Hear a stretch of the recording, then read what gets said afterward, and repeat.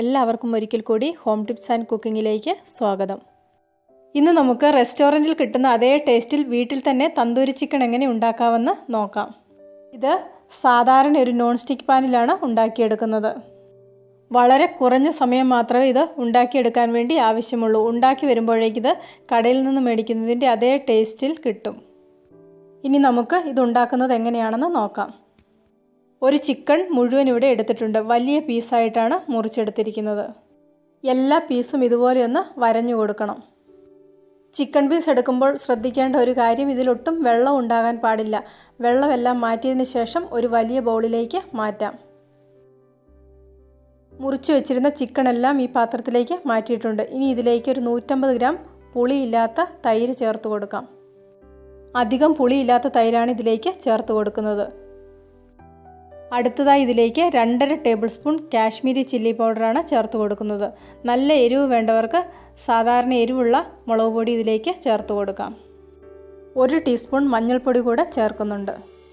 2 table spoon ginger garlic പേസ്റ്റും കൂടെ ചേർത്ത് കൊടുക്കുന്നുണ്ട്. ഒരേ അളവിൽ ഇഞ്ചിയും വെളുത്തുള്ളിയും മിക്സിയിലിട്ട് അരച്ചെടുത്തതാണിത്. 1 മുറി നാരങ്ങയുടെ നീരും കൂടി ഇതിലേക്ക് പിഴിഞ്ഞൊഴിക്കുന്നുണ്ട്. നാരങ്ങ പിഴിഞ്ഞൊഴിക്കുമ്പോൾ കുരു വീണിട്ടുണ്ടെങ്കിൽ അതൊന്ന് എടുത്തു മാറ്റണം. അല്ലെങ്കിൽ പിന്നെ ഉണ്ടാക്കി വരുമ്പോൾ ഒരു കയ്പ്പ് രുചി വരും. ആവശ്യത്തിനുള്ള ഉപ്പും കൂടെ ചേർത്ത് കൊടുത്തതിന് ശേഷം ഇത് നന്നായിട്ടൊന്ന് ഇളക്കി യോജിപ്പിച്ചെടുക്കാം. കൈകൊണ്ടൊന്ന് ഇളക്കി യോജിപ്പിക്കുന്നതാണ് നല്ലത്. ചിക്കൻ്റെ വരഞ്ഞ ഭാഗത്തൊക്കെ മസാല നന്നായിട്ടൊന്ന് തേച്ച് പിടിപ്പിക്കണം. ഇവിടെ ചിക്കനിൽ മസാലയൊക്കെ നന്നായിട്ട് തേച്ച് പിടിപ്പിച്ചിട്ടുണ്ട്. ഇനി ഇത് അരമണിക്കൂറൊന്ന് മാറ്റി വെക്കണം. അപ്പോഴേക്ക് മസാല ചിക്കനിൽ നന്നായിട്ട് പിടിച്ചു വരും. ഇതൊന്ന് അടച്ചു വെക്കുന്നുണ്ട്. ഇപ്പോൾ ഏകദേശം അരമണിക്കൂർ കഴിഞ്ഞു. മസാലയൊക്കെ ചിക്കനിൽ നന്നായിട്ട് പിടിച്ചു വന്നിട്ടുണ്ട്. ഇവിടെ കുറച്ച് വലിയൊരു പാൻ എടുത്ത് അതിലേക്ക് വളരെ കുറച്ച് വെജിറ്റബിൾ ഓയിൽ ഒഴിച്ചു കൊടുക്കുന്നുണ്ട്. 1 ടേബിൾ സ്പൂൺ ബട്ടർ കൂടെ ചേർത്ത് കൊടുക്കാം.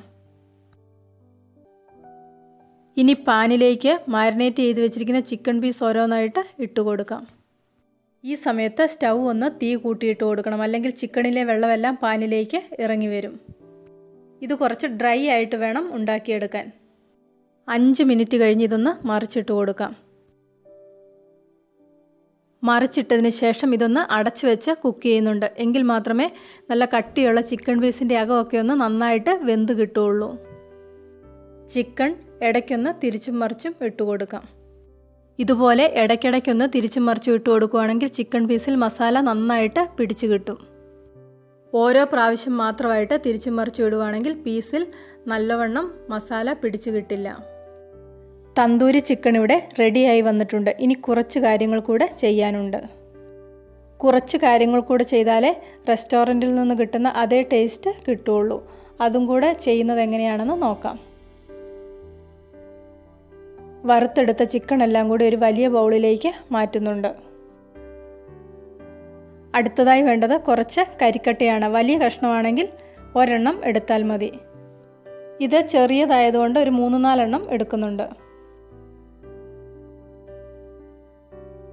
കരിക്കട്ട തീയിൽ വെച്ച് ചുവന്ന കളറാകുന്നത് വരെ ഒന്ന് കത്തിച്ചെടുക്കണം. ഇതുപോലെ നല്ലവണ്ണം കത്തി വന്ന കരിക്കട്ട ഒരു സ്റ്റീലിൻ്റെ പാത്രത്തിലേക്ക് മാറ്റാം.